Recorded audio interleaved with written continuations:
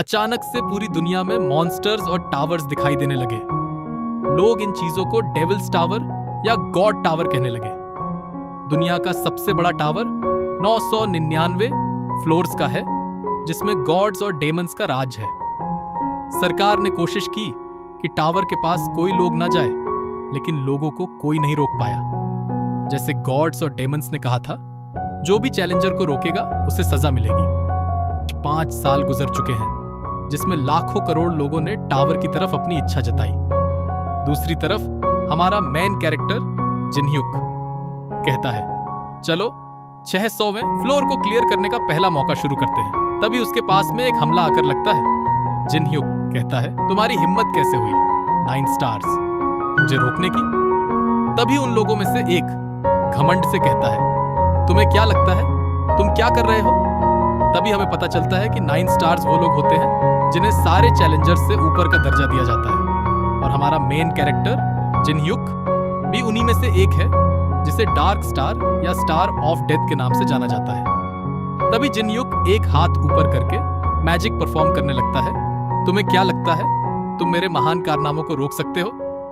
फिर वो पूरी ताकत से चिल्लाकर कहता है, अवेक। इतने में ही वहां जमीन से स्केलेटन निकलना शुरू हो जाता है और देखते ही देखते वहां एक आर्मी खड़ी हो जाती है। और फिर जिनह्युक कहता है, मैं इंसानियत और शांति से बोर हो गया हूं। तभी 9 स्टार्स में से एक गुस्से में कहता है, मुझे पता था एक दिन ये हमें धोखा देगा और बुराई की तरफ हो जाएगा। तभी उनमें से दूसरा बंदा कहता है, मुझे लगता है अब मेरे पास ये करने के अलावा और कोई रास्ता नहीं है। कहता है, जिनह्युक तुम्हें मरना होगा।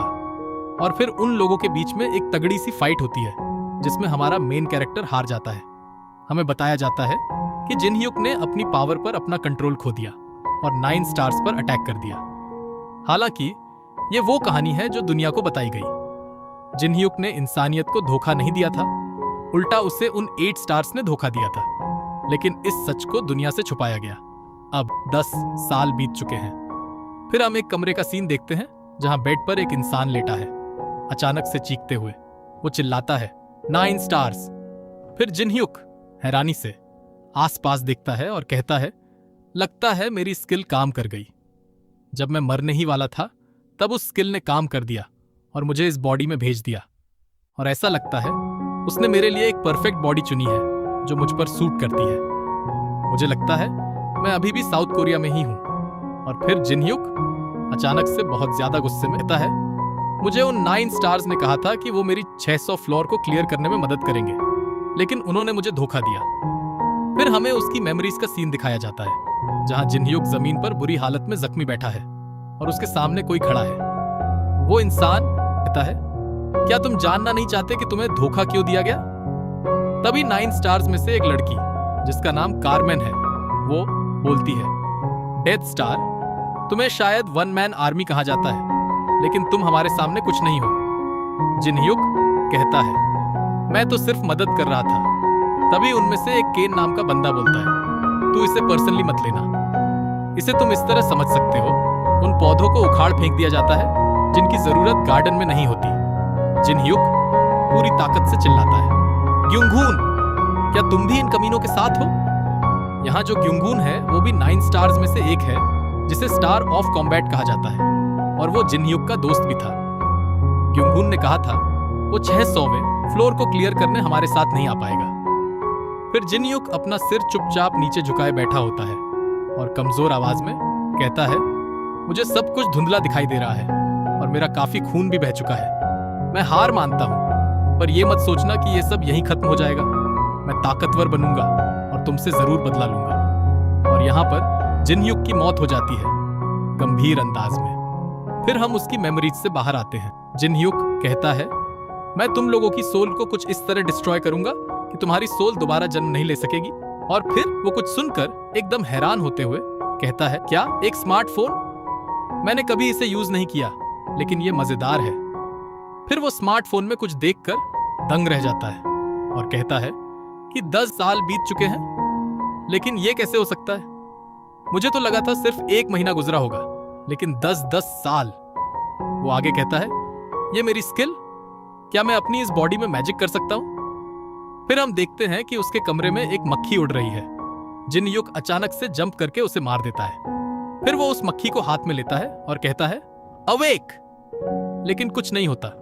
वो घबराकर बार बार बोलता रहता है तेजी से अराइज अराइज वेक अप, निराश होकर। लेकिन काफी समय के बाद भी कुछ नहीं होता। वो कहता है लगता है मेरी इस बॉडी में बिल्कुल भी माना नहीं है।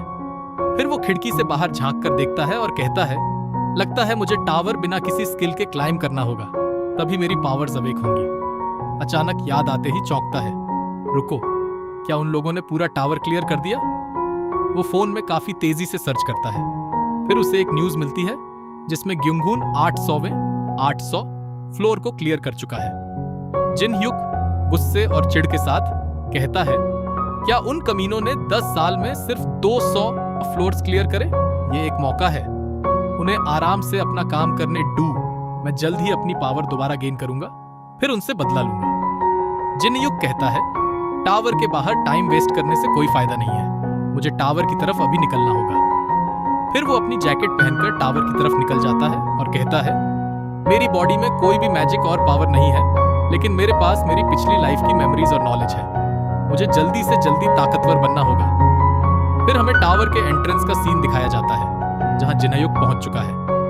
वहां पर एक इंसान लालच से कहता है अगर मैं इस टावर को क्लियर कर लूं तो मैं भी अमीर बन जाऊंगा। दूसरा इंसान मजाक उड़ाते हुए कहता है मुझे तो लगता है तुम पहले फ्लोर पर ही मारे जाओगे। जिन ह्युक टावर की तरफ गंभीरता से देखकर बोलता है टावर। वहीं हमें कहीं और का सीन दिखाया जाता है जहां एक कॉफिन का दरवाजा हटता है और वहां से एक स्केलेटन खौफनाक आवाज में कहता है आखिरकार मैं वापस आ गया। फिर हमें दूसरा सीन दिखाया जाता है जहां जंगल में आग लगी होती है और एक लड़की भागते हुए रो रही है। फिर एक और सीन दिखाया जाता है जहां एक आदमी कहता है मैं इन्हें मेरे बारे में याद रखने पर मजबूर कर दूंगा। फिर हमें दूसरी तरफ दिखाया जाता है जहां एक आदमी चिल्लाकर कहता है ध्यान दो, गेट खुल चुका है। बस इतना सुनते ही सब लोग गेट की तरफ भागते हैं। फिर हमें जिनह्युक को दिखाया जाता है जो कहता है ये मेरे बदले की शुरुआत है। ये चैप्टर यहीं तक था।